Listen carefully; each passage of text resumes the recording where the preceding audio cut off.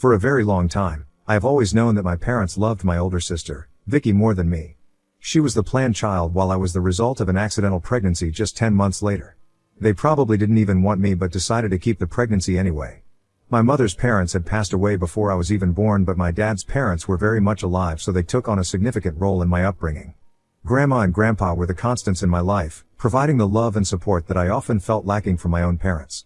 I remember so many instances when my parents would leave me behind with my grandparents and only take my sister for trips. When I was young, I didn't mind because it was fun living with my grandparents, but as I started to grow up, like when I was 6 or 7 years old, I realized just how unfair this was. But my problem wasn't just with my parents.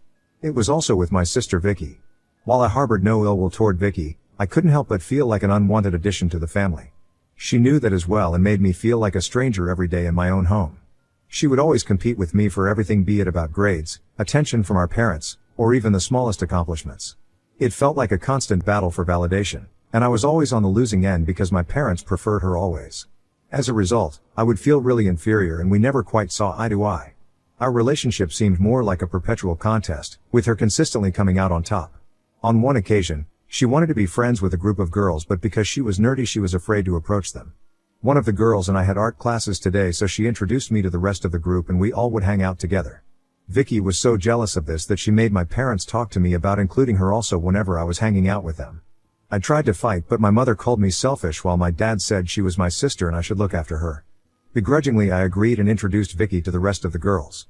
Now Vicky doesn't really have a lot of friends, so she can come off as overenthusiastic, so she would constantly try to impress the girls in our group, often coming across as intrusive. Despite her efforts, she struggled to find her place among them, and the awkward tension between Vicky and the other girls was always palpable. For example, one of the girls had a crush on a guy, so Vicky took it upon herself to approach the guy and let him know that the girl liked him. He laughed because he was not interested and went and told everyone about it, which embarrassed the girl. After this, the girls told me very firmly that they didn't want me to bring Vicky with me to our hangouts, so I agreed. However, Vicky wasn't having it. She threw a tantrum when she found out that the girls wanted nothing to do with her and went to our parents insisting that I should not hang out with these mean girls either, since I was her sister and I should stand up for her. I refused and told her that it was her own fault that they didn't want to be friends with her, but my parents as usual supported her. They lectured me about how Vicky had no ill intentions and that I should try to convince the girls to forgive Vicky, but that if they didn't then I should cut them off also. I refused and put my foot down. I liked hanging out with them, and unlike Vicky, I wasn't going to jeopardize my friendship in any way. I told my parents that I had enough and it wasn't up to me to find friends for Vicky. My parents were pissed and gave me the silent treatment for weeks, but I'm glad I stuck to my guns. This group of girls has continued to be my friends till today and are basically like my sisters. I have cried with them, laughed with them, and shared some of the most meaningful moments of my life. However, at that time, it was really hard for me to stand firm in my decision. There were moments when doubt crept in, when I questioned whether I had made the right choice in prioritizing my own happiness over what they wanted. This was not the only reason Vicky grew to hate me. There was also another incident of a boy.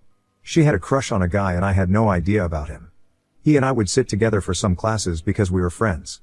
He tried to ask me out for junior prom, but I declined politely since I was already going with someone I liked. Later, when Vicky found out, she made a hue and cry about it, telling my parents how I always take things she wants and that I was knowingly flirting with the guy for months. She called me a bunch of nasty words which no one should say to their own sister, and told my parents how she wished I was not her sister. My mother sided with her, telling me how it was wrong of me and that as a sister I should respect girls' code. I tried telling them that I wasn't even interested in the guy and had declined his invitation, so she was free to ask him if she wanted, but Vicky refused to let it go. Looking back, I think she knew the guy would have rejected her anyway, so she just wanted to take her frustration out on me since he asked me instead of her. Once my dad took me out for ice cream, telling me that he wanted to spend some father-daughter time with me. Now this never happened, so I was really pleased. However, he started asking me a bunch of questions like if me and my boyfriend were being careful, if my boyfriend came from a good family, or if my boyfriend and I ever did drugs. I was taken aback by his line of questioning and asked him what he meant by all this. This is when my dad revealed that Vicky had been making up stories and telling my parents for months that I was doing drugs and drinking alcohol with my boyfriend. This was a complete lie, and I showed my dad my phone for him to verify that Vicky was lying. Later, when my dad confronted her about all the lies, she tried to justify that no one our age just hangs out with a guy and that I was hiding things from everyone. I was so pissed that I yelled at her for trying to make unnecessary drama and told her that it wasn't my fault that she had no one to date, but that she needed to keep her nose out of my business. Vicky didn't like it and punched me. This happened out of nowhere since he had never been physically violent before. My nose started bleeding as I fell down on the ground, clutching my face in pain. My parents rushed me to the emergency room, and all the while they were pleading with me to not file a police complaint against Vicky. They kept saying how it would ruin her life while I was sitting in the back seat clutching my face. Vicky didn't even care, nor did she apologize. Later, when the nurse asked me about the incident, I told her the truth and she called CPS. My parents were furious with me for involving CPS, viewing it as a betrayal of family loyalty. In their eyes, Vicky's actions were dismissed as a mere accident, an isolated incident that should not warrant such drastic intervention. They pleaded with the authorities, insisting that Vicky was not a danger to me and that her actions were out of character. In the end, Vicky was let go, but they warned my parents that they would keep a close eye on our situation in case any other accidents happened with me. As you can imagine, Vicky was really shaken up, and so were my parents. Later, my parents told me that they were disappointed in me for trying to ruin my sister's life. My mother started to cry and told me how I was tearing the family apart by involving outsiders. My father's disappointment was palpable, his words heavy with reproach as he questioned my decision to escalate the situation. I told them firmly that I wanted Vicky out of my life, and they agreed. I did feel guilty involving the authorities, but for the first time, I felt safer at my own house once Vicky had been formally warned. My parents had a separate conversation with her, and since that day, she stopped talking to me altogether. I very much preferred this over her constantly hovering around me or trying to insert herself into my life. When my grandparents found out about this incident, they asked me to pack my bags so I could live with them for the remainder of high school. They informed my parents, who did not protest much, so I left to live with my grandparents. Unlike my parents' place, I felt safe and loved here. The remaining days of high school went well, and I made lasting memories with my friends. My parents never once visited me or called me throughout all that time. I knew they were happy with their beloved daughter, so I never tried to contact them, even though it hurt me that they could so easily discard me like I was nothing.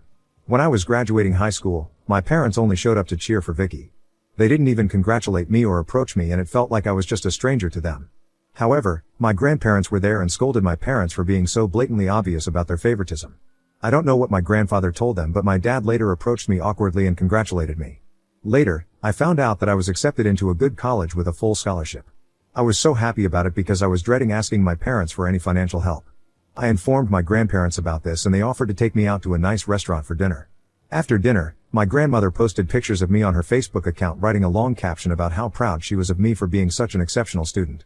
Our relatives soon found out about it, and they chimed in congratulating me. I guess some of them might have reached out to my parents, who had no idea about all this. Instead of feeling happy about it, my mother called to tell me the next day that Vicky had locked herself in her room, crying, because she had not been accepted yet by any college, and that I was knowingly trying to make my sister feel bad about her grades by talking to all our relatives. She told me how this was all my fault because Vicky was apparently depressed after the CPS incident, and I had pushed her into bad grades. I was so unbelievably heartbroken that my own mother could blame me for such a thing that it was the last time I ever talked with her for a very long time. My grandparents helped me move into my college dorm. Due to my high school boyfriend's college being far away from me, we had broken up, so I went into college single and ready to embrace the next chapter of my life with newfound independence and determination. The breakup had been difficult, but I was excited to meet new people. This is where I met Rob. He and I were both freshmen, and we both spent half of our days in the library. Rob was unlike anyone I had ever met before. His quiet demeanor and studious nature mirrored my own, and we quickly found common ground in our shared love for academia. As the weeks turned into months, our friendship blossomed into something deeper, and I realized that I had developed feelings for Rob that went beyond mere friendship. Being an extrovert, I was quite upfront about my feelings for Rob, and I was surprised to know that he felt the same way. We started going out and have been going 8 years strong. My grandparents have met Rob and they absolutely adore him. I have met Rob's parents, who literally treat me like their own daughter. On occasions, Rob's mother has even confessed to me how she had always wanted a daughter, so she is glad that Rob met a wonderful person like me. To be honest, this is the first time I have been surrounded by family members who like me and don't actually resent me. I have told Rob stories of my childhood growing up, and he listens to me with empathy and understanding. Throughout these last 8 years, my parents have hardly contacted me except to send me an occasional birthday text if they remembered, but that is it. Recently, Rob and I got engaged. He proposed to me while we were trekking to our unusual spot to watch the sunrise, and it was a dreamy proposal. It was so sweet how nervous he was to pop the question to me, and I had no doubts in my mind when I accepted the proposal. I posted pictures of my engagement on my Instagram and also informed my grandparents about this. They were so happy for me and congratulated us on our future. I guess the news must have spread because my parents called me out of the blue to congratulate me as well.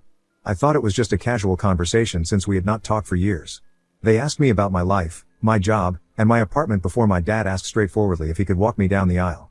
I was taken aback by his sudden question, since just a few moments ago, he didn't even have an idea about which company I worked in.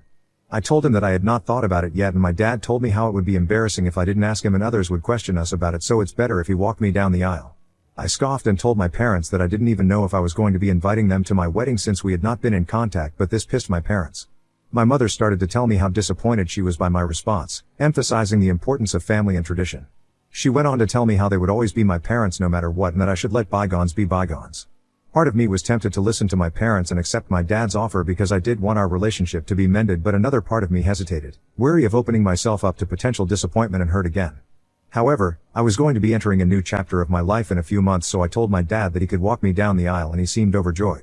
Now during the wedding planning, I reached out to my high school girlfriends who I had always stayed in touch with despite the physical distance that had grown between us due to our careers. I told them how I wanted the gang back together and that I wanted them to be my bridesmaids. There were a lot of happy tears and congratulations, and without hesitation, they accepted my invitation to be part of my bridal party, embracing the opportunity to reunite and celebrate this milestone in our lives together. We all planned to go to Vegas to celebrate my bachelorette party, while Rob had a separate bachelorette party with his friends as well. My friends and I posted a bunch of pictures from the party, and overall everyone had a lot of fun. However, when I came back home, my parents called me to let me know how disappointed they were that I had not invited Vicky to be a part of the celebration. I told them that there was no way that I would have involved Vicky in my bachelorette party and that I didn't want her to be a part of my life. This took my parents by surprise, and they asked me what I meant, so I clarified that Vicky's actions, particularly her history of deceit and betrayal, had left me deeply wounded and mistrustful of her intentions. I couldn't fathom inviting her to such an intimate and joyous occasion as my bachelorette party, knowing that her presence would only cast a shadow over the festivities. I also informed my parents that this was also why she was not invited to my wedding. Hearing this, my parents lost it. They went off about how I had no right to exclude my sister from my wedding and how it was my duty as her sister to include her in such important events. They told me that Vicky had been looking forward to meeting me after she found out that I was getting married. I was confused, and I asked my parents what gave her that idea since we had not even talked to each other for such a very long time, but my parents brushed my concern aside, saying this is not how sisters behaved with each other. I understand where you're coming from, I told them. But you have to understand that my relationship with Vicky is complicated. After everything that's happened, I just don't feel comfortable having her be a part of my wedding. She has not even once apologized to me for everything she put me through. However, my parents as usual ignored my words. My mother kept saying how she wanted what was best for the family and that inviting Vicky wasn't a big deal anyway. My dad insisted that our relatives would talk about why my sister wasn't invited, and this would cast a negative light on my wedding. However, I knew better than to yield to their demands, so I did not relent to them. I told them that I was okay with people talking behind my back and questioning my character as long as I was surrounded by people I liked and trusted during my wedding. My mother then asked if my fiancé would be okay with this and went on to tell me how my in-laws were going to judge me for being so unbelievably cruel as to exclude my own sister from my wedding. I laughed and informed my parents that my fiancé and in-laws knew about my family dynamics and none of them would even care if Vicky was present or not. They urged me to reconsider, emphasizing the importance of family unity and forgiveness. But I remained steadfast in my resolve, unwilling to compromise my own sense of well-being for the sake of appeasing others.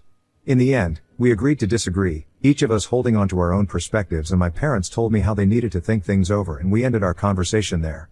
I did inform my grandparents about this as I felt a bit guilty for standing up to my parents, and they completely have my back.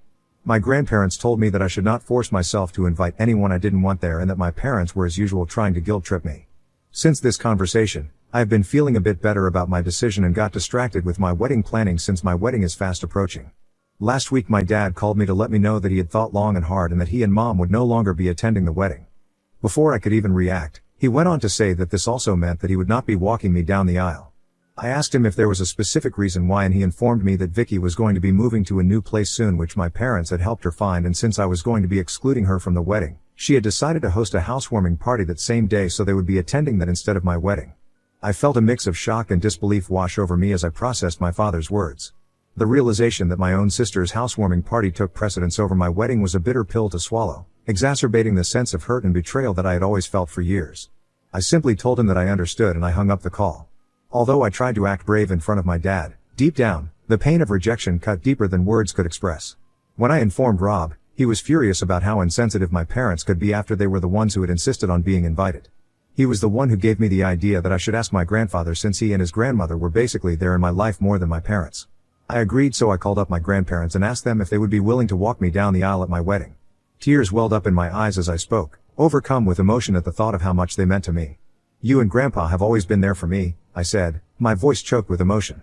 You've been more than just grandparents to me, you've been like parents. And I can't imagine anyone else I'd rather have by my side on my wedding day. My grandparents didn't even hesitate before saying yes. They told me how honored they would be to walk me down the aisle, and unlike my parents, they would not disappoint me. Their words reassured me, and in that moment, I felt a profound sense of peace and contentment wash over me. With my grandparents by my side, I knew that I had a family who loved me unconditionally, and accepted me for who I was, flaws and all. I also talked to my in-laws about this, and Rob's parents assured me that they did not care if my parents didn't attend, and that regardless of their attendance, they were delighted to witness and support our union. My wedding is in 2 days, and today I woke up to several missed calls from my dad. I called him back thinking it was an emergency, and when he picked up, he asked me if it was true that my grandparents were walking me down the aisle. I told him yes, that was true, and then my dad went off about how disrespectful this was to have asked my grandparents. I reminded him how he was the one who had declined to come to my wedding, so I didn't see why he was so upset. My dad went on to yell at me about how he and mom were just trying to make me see the wrong of my ways, and that they thought that by declining the invitation, it would teach me a lesson. He went on to say how it was he and mom who had raised me and paid for my food and education, so my grandparents had no right to replace him. I tried to reason with him, explaining that my grandparents had been there for me in ways he and mom never were, but he wouldn't listen. He also told me how I had done nothing but alienate everyone from me, and this was all my fault. Since this conversation, I have been wondering if I really did something wrong here. Ida for asking my grandparents to walk me down the aisle? Update 1. Wow, I did not expect so many people would comment on my post. I have seen a lot of advice and suggestions on how I should approach this situation. I do agree that I need to cut off my parents permanently because their constant back and forth is exhausting and is starting to affect my mental health. I don't want them in my life when they have consistently shown me that Vicky is always their first priority. My parents are indeed selfish, and I have known that for a long time. However, how can a child just stop loving his/her parents? It's a much easier thing to say, but it's very difficult to actually do it. However, for my mental peace, I have no choice but to do this so I can enjoy my wedding tomorrow. Update 2. Sorry for the lack of update this past month, but I have been quite busy since my wedding. First of all, yes, my wedding went quite well, with my grandparents by my side as I walked down the aisle. Despite the absence of my parents, I felt a deep sense of joy as I exchanged vows with Rob, committing to spend the rest of our lives together. My girlfriends and I danced the night away, and I can't begin to describe how important it is to stay in touch with your childhood friends no matter what, because sometimes they are your chosen family. During the reception, I did feel a twinge of sadness at the realization that my parents were not there to share in this special moment, especially as I watched Rob's parents and cousins giving speeches to him. However, I took solace in the knowledge that I had made the right decision for myself, prioritizing my own well-being and happiness. Some of my girlfriends did give speeches, sharing memories of our experiences and the bond that had carried us through both good times and bad. In the days following the wedding, Rob and I went for our honeymoon, which his parents had paid for as a wedding gift. I spent all my days just lazing around and enjoying myself with my husband. I feel so giddy every time I look at Rob and realize that he is married to me now. As I had mentioned earlier, I did cut off my parents by blocking them from everywhere. I didn't bother sending them an explanation because, very frankly, they don't even deserve one. I have no idea whether Vicky actually had a housewarming that day or it was just an excuse for my parents to not attend my wedding, but at this point, I don't care. I wish nothing but the best to them and their beloved daughter. Update 3. So I was not going to update anything further since my last update, but something just unexpected happened and I thought y'all deserve to know. I haven't checked my email in the past month because I was busy with my wedding and honeymoon, but today as I was sorting through the emails, I found an email from Vicky. I don't even know how she found out my email address, and I was completely taken aback. I hesitated over whether to open her mail or simply delete it unread, but curiosity got the better of me, so I clicked on the email. Inside was a lengthy message from Vicky, expressing her regret over our strained relationship and her desire to reconcile. She acknowledged the mistakes she had made in the past, admitting that she had been selfish and immature. Vicky apologized for the pain she had caused me over the years and expressed a genuine desire to make amends. She went on to write how she feels happy for me now that I am married and that she wishes me nothing but the best. She ended the mail pleading that I should not punish my parents by cutting them off and that they missed me. Reading her words, I felt a mix of emotions, surprise, and skepticism. Part of me wants to believe that Vicky has truly changed, that she is sincere in her apology and willing to work towards repairing our relationship. But another part of me remains guarded because this seems too good to be true. However, regardless of what she has written, I know for sure my parents don't miss me, because if they had, they would not have treated me this way all these years. I thought about sending a reply back to her, but then I decided against it. After all, forgiveness isn't something to be rushed. It is a process that requires time and reflection. And while I am not sure if I am ready to forgive Vicky, I don't want to completely burn the bridge either, since she is the one who has apologized to me for her actions. To be honest, after my marriage, I no longer feel alone. I have learned to recognize that I have my loving husband by my side, supportive friends, and the unwavering love of my grandparents. And with their support, I know that I can navigate whatever challenges lay ahead, without ever needing Vicky or my parents in my life. I have also looked into it and have found a good therapist with whom I have booked my first appointment. I have taken this step so I can address and resolve any wounds from my past and heal from them.